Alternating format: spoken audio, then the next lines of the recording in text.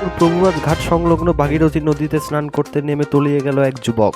সন্ধান চালানোর সময় এক বিদেশি নাগরিকের দেহ উদ্ধার করল বিপর্যয় মোকাবিলা দফতরের কর্মীরা। পুলিশ সূত্র স্থানীয় সূত্রে জানতে পারা যায়, সোমবার সকাল আনুমানিক 10:30 নাগাদ বেঙ্গালুরুর বাসিন্দা রাধেশ্যাম কুমার নায়ক বছর 24-এর এক যুবক অন্যান্যদের সঙ্গে স্নান করতে নামে তলিয়ে যায় ভাগীরথী নদীতে। খবর পেয়ে ঘটনাস্থলে ছুটে যায় মায়াপুর ফেরির পুলিশ ও বিপর্যয় মোকাবিলা দফতরের কর্মীরা।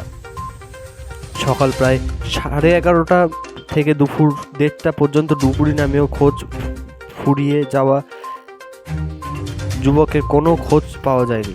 অপরদিকে কিছু সময় বিরতির পর বিপর্যয় মোকাবিলা দফতরের কর্মীরা তলিয়ে যাওয়া যুবকের খোঁজ ফের ভাগীরথী নদীতে পুনরায় খোঁজ চালাতে গিয়ে এক অজ্ঞাত পরিচয় বিদেশি নাগরিকের দেহ উদ্ধার করে।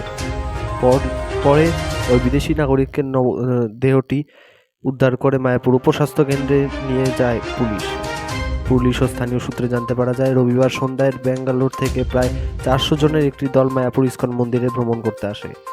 সোমবার সকালে নবদ্বীপ থেকে সৈয়দ আবু জাফরের রিপোর্ট, যুগান্তর সংবাদ। এই দিন সংবাদ মাধ্যমের মুখোমুখি হয়ে বিপর্যয় মোকাবিলা দপ্তরের এক কর্মী কি জানালেন শুনবো। প্রথমত হচ্ছে আমরা এখানে যে ডুবে গেছিলো তাকে খোঁজার জন্য আমরা চেষ্টা করছিলাম। তো আমাদের একজন ডুবুরি সে তার সার্চিং কমপ্লিট করলো প্রায় ঘন্টা দেড়েক।